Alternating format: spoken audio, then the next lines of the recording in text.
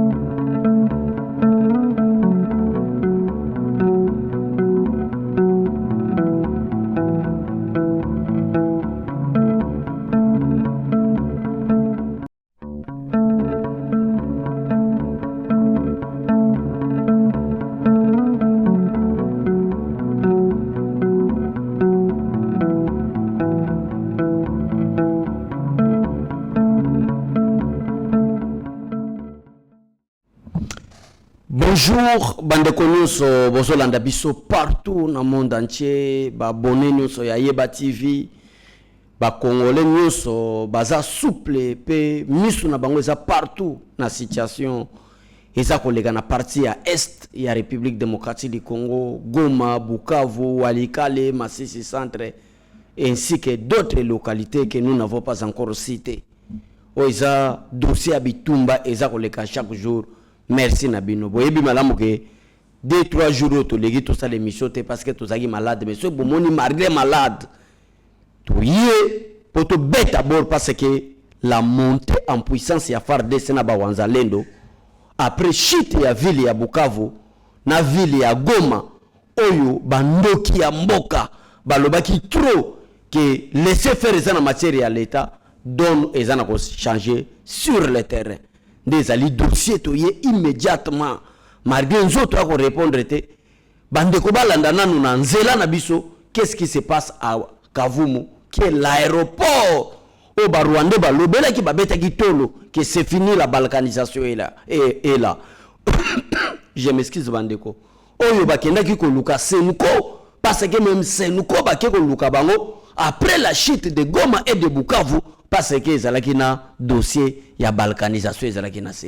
Maintenant qu'est-ce qui se passe? Ndeza makambo oyo toza kolingi kolobela bino situation ya Bukavu. Alors abonnez-vous massivement, partagez l'émission, likez, commentez, posez toutes sortes de questions par rapport à la situation à Est, il y a la République démocratique du Congo, pour que tout évolue malamu. Merci, Nabino Nyoso une fois pour toutes, Bandeko Bolanda Rabiso, merci, na Bana Nyoso Bakolanda Biso, na Mbujima Babenga Rabiso, na Mabele ya honorable Kalenga Wanzembele, pourquoi pas Bana Matadi na Mabele ya honorable Titi Espoir Kwangila Lele. Merci Nabino. Alors, partagez Tokota information Oyinda. Qu'est-ce qui se passe avec des militaires rwandais? Est-ce que la localité ou bango babotola par force biso tokozwango par la négociation? Non. Baloba ki trop na ba communicant ya ba parti politique mususu. Baganga ki ya trop. Mikolo je crois bomoni bango bakimi ba plateau ba télévision parce que bazomona te nini bakoya ko expliquer na peuple congolais. D'ailleurs pour anticiper après Kavumu la guerre est dans la ville de Bukavu. Il y a des vidéos je vais vous montrer. Il y a des vidéos, vous allez comprendre qu'après l'aéroport de Kavumu, les Wanzalendo, appuyés par les forces armées de la République démocratique du Congo, sont déjà à Bukavu. Et en même temps, Goma aussi est menacé. Non, nous allons expliquer au peuple congolais avec Félix Antoine Tshisekedi Tshilombo, nous allons récupérer tout sans négocier. Du fait que des négociations viennent de l'Occident, viennent de la communauté internationale, nous sommes obligés de se courber pour ton dire là-bas. Mais sur le terrain, que ce soit les Wanzalendo, que ce soit les FARDC, sont en train d'évoluer. Bande konanga, tous ça qu'on récupérer la localité na biso. D'ailleurs, avant le bela makambu ya Kavumu, Goma, Bukavu, est-ce que vous avez que message bimi que ti Kabila kitaki Goma, en dehors ya kosala évaluation, en dehors ya kozwa, ya kosasime, kozwa rébellion na maboko, est-ce que bande konanga ba Congolais, bozoye ba ke ayaki pour aluka de tous ces moyens pour aller corrompre les généraux Luboya? Est-ce que vous avez informé dans le dossier? Félicitations mon général. Mon Konzambo Kazako Landayo, général Luboya, Nzamba Pambola. Donc, si Kabila Yaki, elle est inaperçue dans Mato Yabato. Parce que tu as attaqué Bato Baza contre le chef de l'État. Parce que tu as attaqué Bato, nous sommes facile à corrompre. Mais elle, tu as un général na degré Yazali.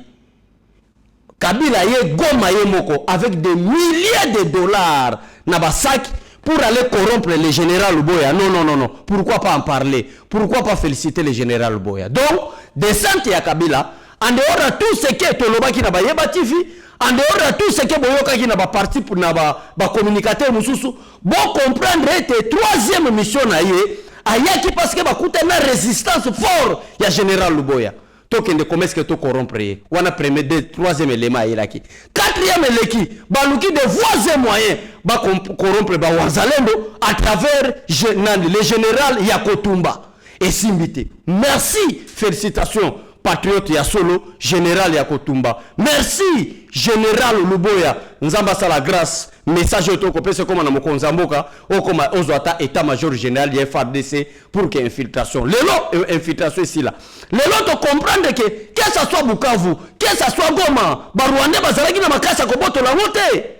Lelo to yebi te soki Bukavu ko yaki, soki Goma ko yaki, ezalaki par trahison, force sur Teresa ko talisama. Ba Rwanda bazako kufa, Wanzalendo bazala ko évoluer, panique comme total na Rwanda. Après comment on a mutu mususu abimi abandi ko attaquer mokonzi mboka. Je m'excuse ndeko nanga Meshak lokola to continue biso déjà l'information toi na ta ko perdre 30-35 minutes to libérer bandeko po ba se vaquer na occupation na bango talisa biso soki DG a montaki yango que ça soit vidéo ya entrée ne ba ko solo na Bukavu que ça soit Kavumu tozonga pour tout expliquer to beta mbala moko. Alors suivez ces images pour comprendre la force ya Wanzalendo na force ya FARDC comment est-ce que nous sommes en train d'évoluer.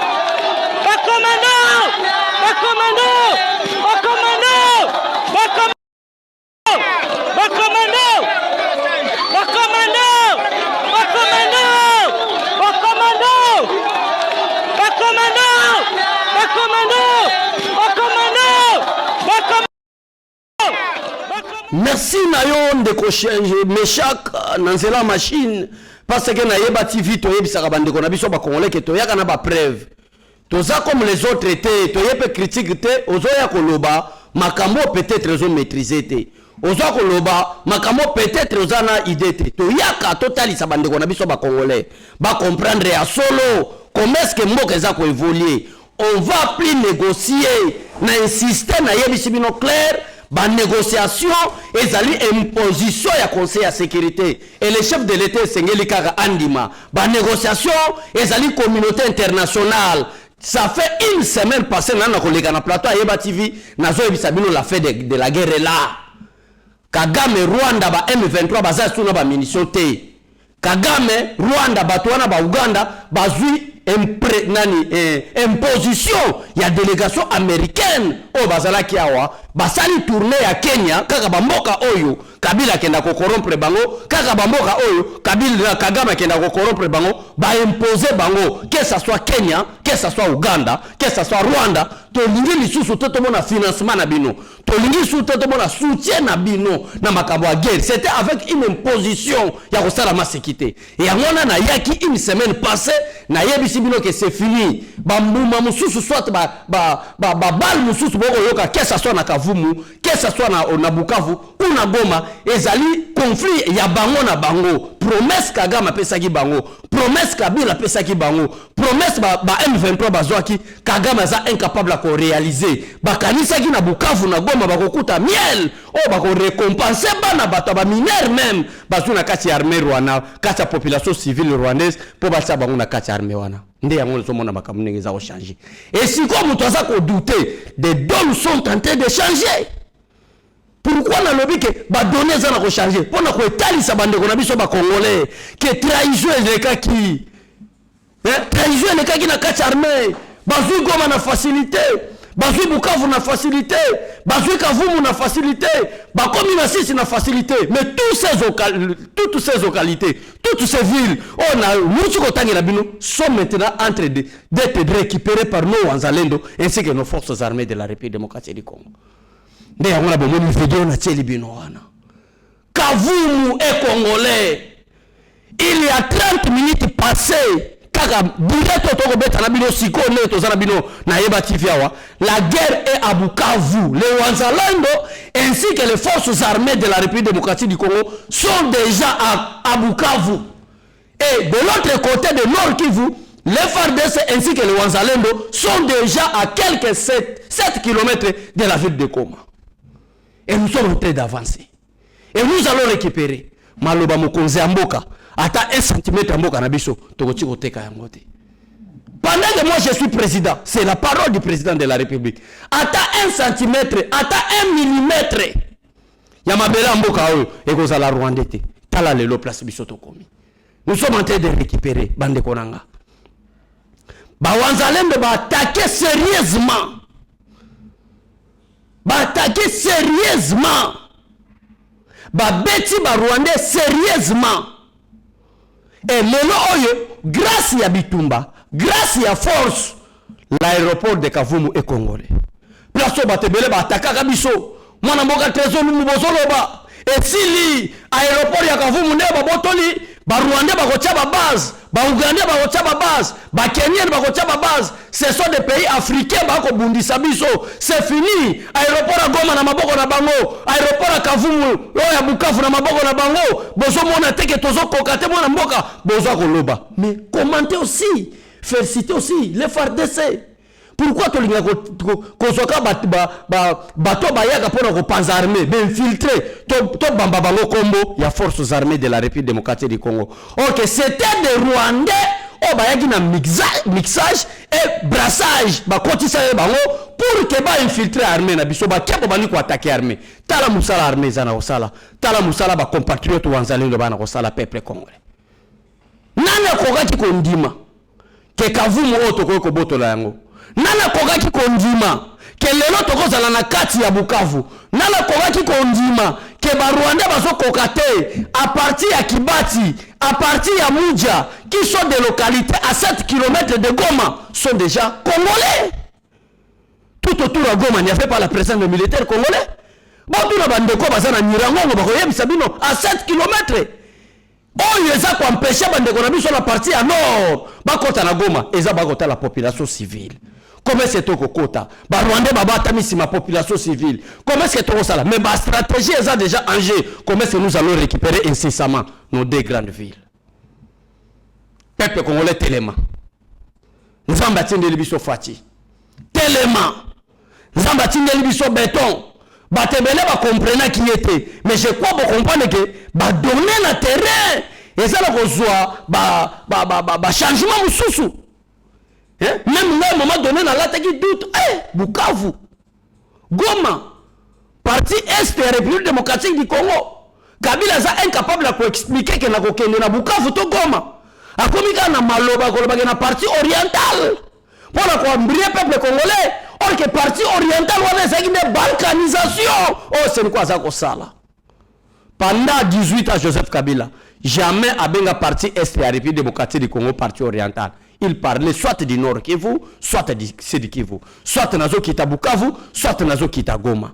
Mais pendant qu'il est devenu criminel, pendant qu'il est devenu ennemi du peuple congolais où il était président, à comment on benga côté wana nyoso balinga basalango État indépendant, partie orientale. parti oriental wana c'est parti est wana mobimba o balinga bakomisa ngo état indépendant mais grâce ya Faci Beton et loko na lingi na bakisa na peuple congolais bakolandanga cette guerre et bandite kaka pendant que Tshisekedi est président cette guerre a été préparée depuis longtemps mutako koye ko matérialiser ango ezala concret pour que to comme na balkanisation c'est 18 ans de Joseph Kabila na simbi Tshisekedi touche na sala lokola na sali passation pacifique du pouvoir na bima lokola perte de la démocratie mais ban jeune son atie na mouvement pour la balkanisation de la République démocratique du Congo dès que na cédé pouvoir et pas naé lokola bango bazali une opposition il parlait trop changement mboka na ko compliquer situation to ko financer batu to ko sala balkanisation mais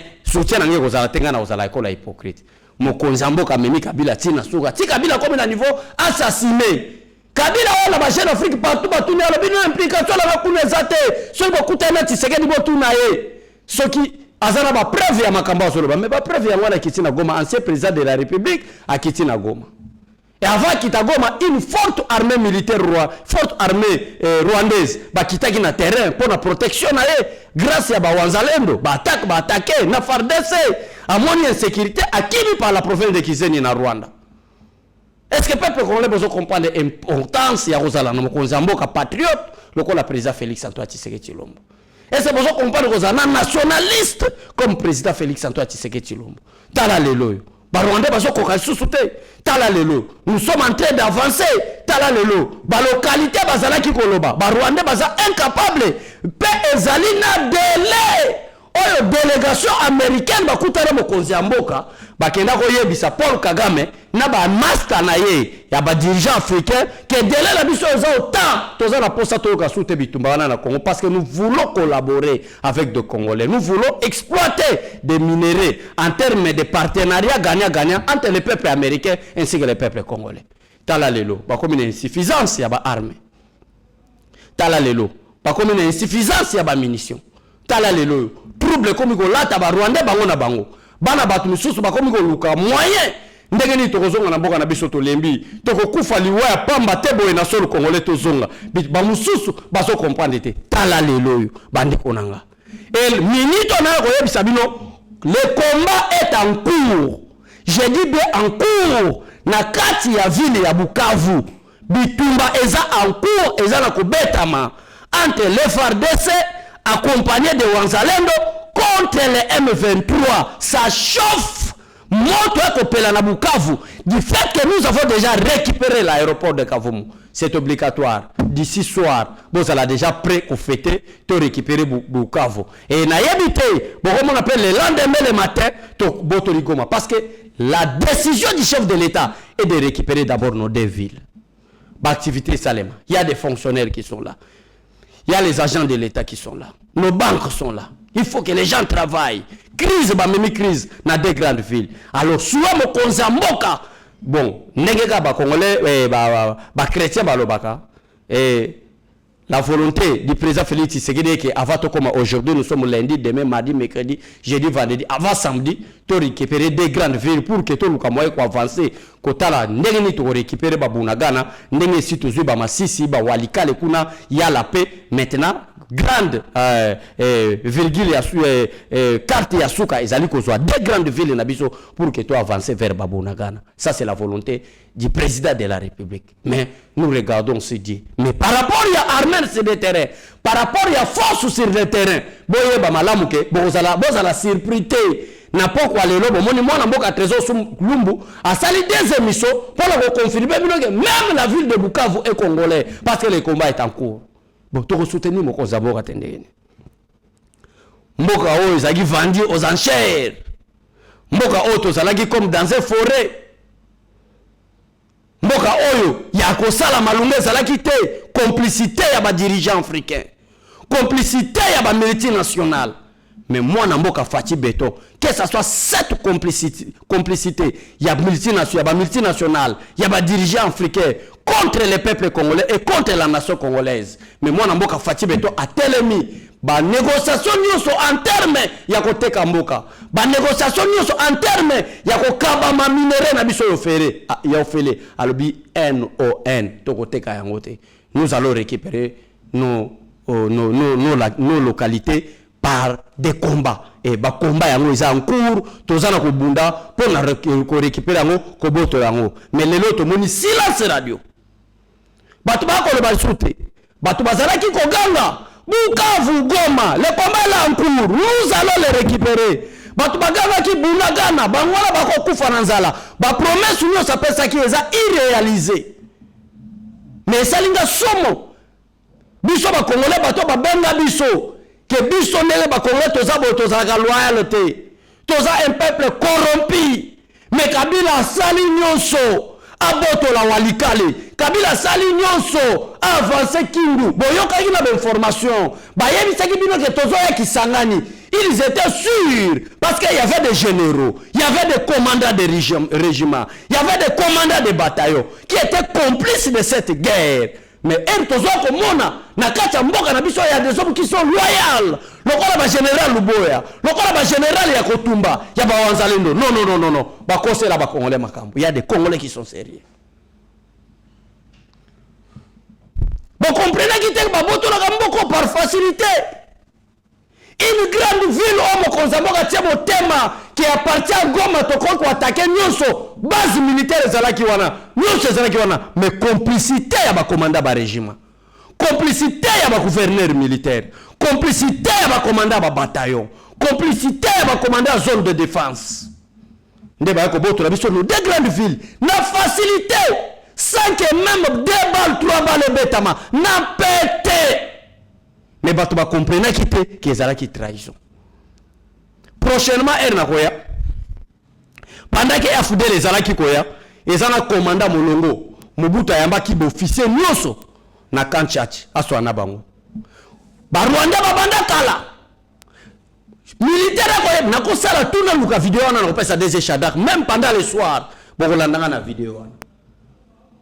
Officier simple koya bisa Mobutu ke il y a des Rwandais bazana kokota bazana koswana ba commandant de région et ba membre ya cabinet na yo ba membre famille no bazali soko zali souplete bamboke kokoya Afdel et botamina noté et là qui ko se réaliser donc c'est-à-dire ezana binomio babanda kala na ba Rwandais mais pourquoi na lingila marteler place wana lokola bafinga biso ba congolais bandeko nanga boyeba malamu ke tozalaka loyauté tozalaka fidélité nous sommes déjà corrompus mais Joseph Kabila tenté par sa femme tozalaki yao ameka walikale amoni résistance ameka Ituri amoni résistance à se renseigner na ba Corneille Nanga qu'est-ce qui se passe bozui ville ya Goma bozui ville ya Bukavu. Ils ont deux grandes provinces différentes. Mais qu'est-ce qui se passe jusqu'à présent? Quand moi, localité, lokola walikale, la province, lokola Ituri, ba pesa Kabila rapport ba général Luboya. Ba pesa Kabila ba ke kota walikale, ezali bongo général ya ba Wanzalendo ya Kotumba. Kabila tinda mwasi na ye na Bukavu, na ba merlette de dollars. Mbongo oya pillé na République démocratique du Congo pendant 18 ans. 32 ans Mobutu atikala ko pillé mo boete plus que 18 ans ya Joseph Kabila. Atindi mwasi na ba maleta mbongo pour aller corrompre des personnes. Qui le général Yakotumba ainsi que le général Luboya qui est l'actuel gouverneur ya Ituri. Mwasi a kokité pendant boyoki na ba jeune Afrique. Kabila promette batuke nazo kita na partie orientale. Kabila lobby pe nazo yebisa bandeko ke Kabila kitaki. Et loko kinisa Kabila zaki pression ya forces armées ainsi que ya ba Wanzalendo. Kabila zo kita boy frappe sur frappe. Tout la moussi ya Zaza par la province de Kisenyi. Mais Moussala Kabila yaki a lobby du fait que j'ai délégué ma femme et si bien ko corrompre. Nous sommes incapables de quitter Kisangani. Nous sommes incapables de quitter Kindu. Ba walikale tozo kwa kozwate. Ba dion toko tinda ba Wanzalendo ba botola. Il n'y a que 2 personnes sur la Zubango, c'est fini. C'est le général Yakotumba ainsi que le général Boya, mais c'est le président de la République. Namorona kita. Kabila sali nyonso ba promesse à l'olenge nini. Ba concession à l'olenge nini nazo. C'est 2 messieurs. Et le général Boya et le général Yakotumba Baboyi. Kotope, Bawanzalendo Balobi, nous allons arrêter Kabila vivant. Et Kabila sera arrêté. Tout le monde ici à Zaza, Akimi, bande konanga ba Congolais. Maintenant les autres za ko évoluer. Bitumbeza na kokende. Bobo sanate kaka na Yeba TV. Na yebi saki bino ke message ya général ya Kotumba ezali ke boti kelanga 3 mois seulement. 3 mois pour que na récupérer ba localité nyonso ezaki sous emprise ya ennemi. C'est le général ya Kotumba. Après ça biso promesse wana. Alobi boti kanga kimia. Na sengi na président de la République du fait qu'il y a l'infiltration. Bon ça va 2 à 3 mois seulement. Place au news sur les militaires rwandais bazali. Place au news sur les M23 bazali. Na espace il y a 2-3 mois je vais récupérer. Mais na lire au makamboza au kende peuple congolais, na ndimite que to sala 2-3 mois. Et ça makamba ba semaine. Et ça makamba ba semaine bande ko na ba congolais. Na lire makamboza au kende peuple congolais, et ça makamba ba semaine. Déjà Bukavu, le combat est en cours.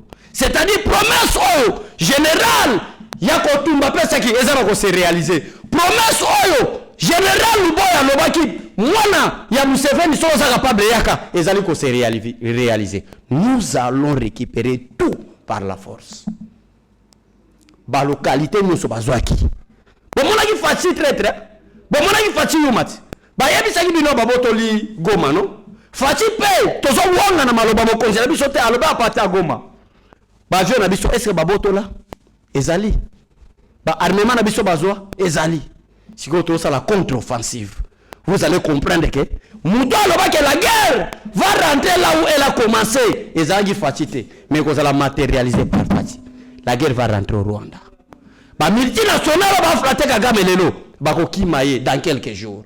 Donc peuple congolais ndeko na meshak bana mboka partout boko landa biso mwana mboka trésor Lumbu ayaki pour informer bino ayebisa bino ka situation à guerre ya est bozala ya kosepe la trahison ezalaki trahison ezalaki bande konanga nde babotola ki na facilité maintenant facile à organiser bino bato botolaki mwana mboka trésor Lumbu tu parles de drones tu parles de missiles à longue portée tu parles de trop ndenge ni to ana ko récupérer ndenge ni to ana ko botola parce que il y avait toute une préparation. Il y avait toute une préparation. Le président de la République était garant de la nation. Ayebaki déjà awa ba traître baza. Na ko livrer ba matériel militaire inutilement parce que na comprendre des jeunes na bango ezali ya ko sundola armée na ya ko sundola ba troupe na terrain pour que ba troupe bazala na incapacité ya ko bunda ba sundola ba matériel et que l'ennemi aya ko ramasser yango.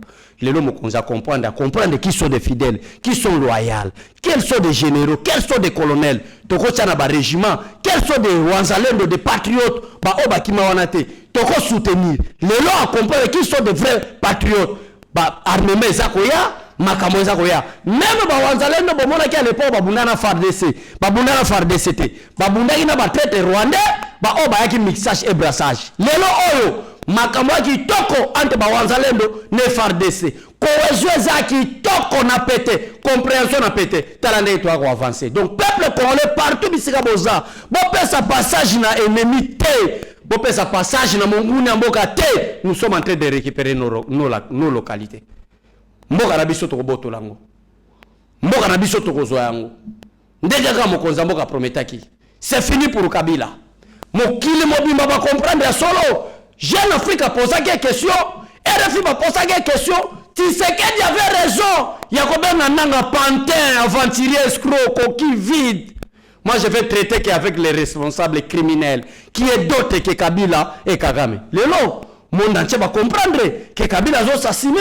Le lot, monde entier va comprendre que présence de Franck Djongo, premier il y a Kagame, donc, Corneille Nanga c'est Kabila, Franck Djongo c'est Katumbi. Karaté, vous comprendre qui sont des vrais ennemis. Des ennemis solo qui sont des hypocrites, qui parlent au nom du peuple congolais, mais en secret, ils ont copié le peuple congolais. Mais grâce à président Félix Antoine Tshisekedi, makamba secret ko leka sote ko mona na mpoisa. Vous comprendre que ezana bato babundela kamboka. C'est fini pour lui. Awa décision sur que tikalika to so ba ville wana, to boto la localité na biso une petite partie et tika na maboko na bango.